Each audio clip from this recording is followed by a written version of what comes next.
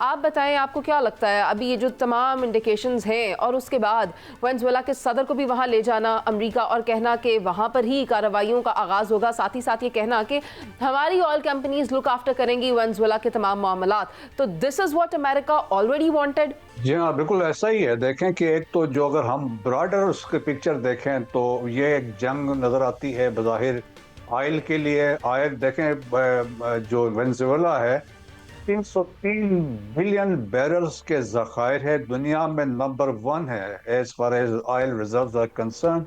Although oil producing में sanctions लगे हैं तो 20वें नंबर पे है। सो एक वो चीज़ है, दूसरा है मिनरल्स की वजह से भी इनकी इंपॉर्टेंस है।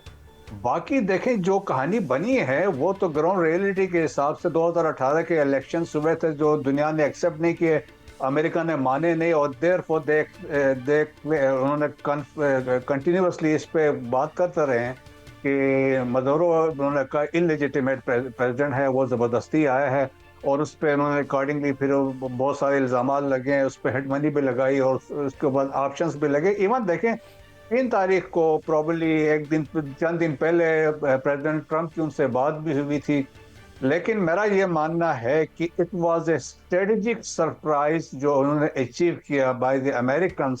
और देखें किसी को पता लगने नहीं दिया, डिस्पाइट इफेक्ट कल प्रेसिडेंट ट्रंप ने या उनके चेयरमैन ने बात की कि इस पे बिल्कुल भारी एक्सरसाइजें होती रही, रिहर्सल्स करते रहे, और इसके बाद जिस तरह मैसिव ऑपरेशन था इसमें एयर एफर्ट शामिल थी, लैंड फोर्सेस शामिल थे, उसमें और 150 की वो बात कर रहे हैं। लेकिन आप देखें इसके अलावा जो हमने फुटेजेस भी देखे जिसमें वो मैनूवर हुआ, और फिर आप ये भी देखें कि जो स्ट्राइक कैरियर था जेराल्ड फोर्ड, वो भी वहां पे कैरिबियन में मौजूद था, और कैरिबियन में इनके 2 आइलैंड्स हैं जहां पे अमेरिकन बेसिस है, तो वहां पे भी इनकी स्ट्रेंथ वहां पे मौजूद थी। वो 4 बड़े शिप्स उसके अलावा वहां पे मौजूद थे, एम्फीबियस फोर्सेस वहां पे मौजूद थे, और ग्राउंड ट्रूप्स जो थे 15 to 20,000 ग्राउंड ट्रूप्स थे।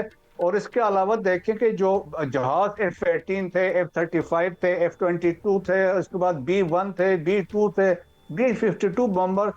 So it was a massive operation देखा जाए, लेकिन जिस कोऑर्डिनेशन से, सिनर्जी से किया तो सर, क्रेडिट तो देना हलाकतों चाहिए। के बारे में भी बताइएगा, कितनी हलाकतें हुई इस ऑपरेशन में?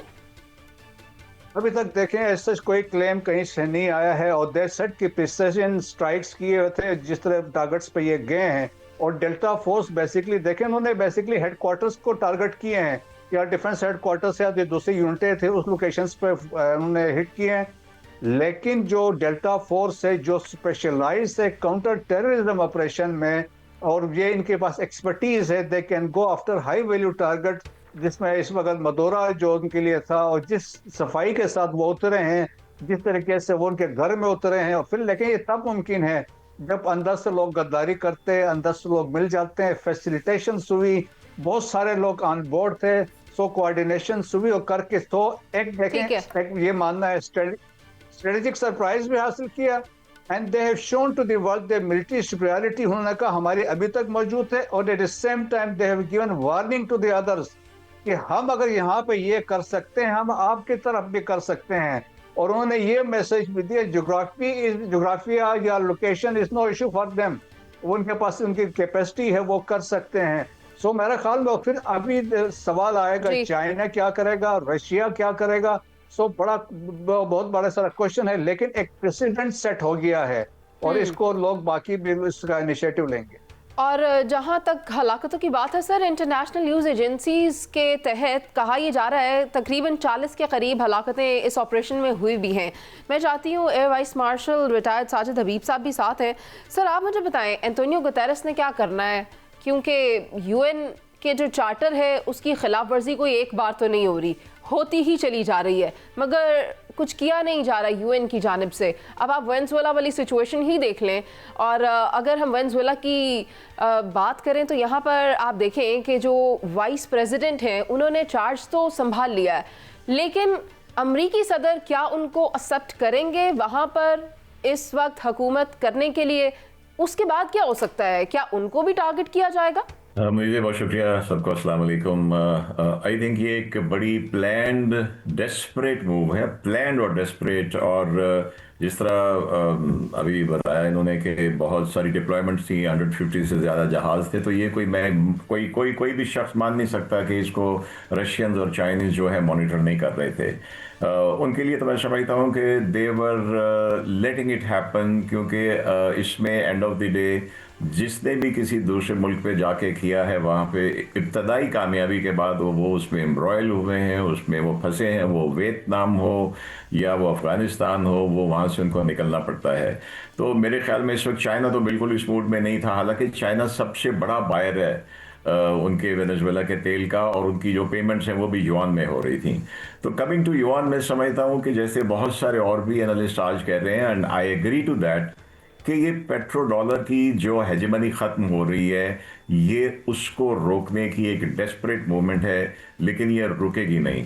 एंड ऑफ द डे ये होगा कि जिन ममालिक जैसे ईरान इसमें कर रहा है, रशिया कर रहा है, अब उनके इवन जो बैंकिंग कोड जिसमें डॉलर्स और मनी एक्सचेंज होती है सारी दुनिया की होती थी, जिसमें जो स्विफ्ट कोड था उसकी जगह चाइनीज़ ने अपना सिप्स कोड बना लिया है और उसके ज़रिए पेमेंट्स हो रही हैं। ये चीज़ें रुकेगी नहीं। अब क्या था कि वेनेजुएला ये चीज़ें एक्सेप्ट कर रहा था, वेनेजुएला ब्रिक्स में जाने के लिए उसने अप्लाई किया हुआ था, और वेनेजुएला का ईरान के साथ जो है कनेक्शन उनके साथ बन रहा था, they were moving towards that side. तो मेरे नज़दीक पहली बात तो ये कि एक डेस्परेट मूव है अमेरिका की पेट्रो डॉलर्स को बचाने के लिए।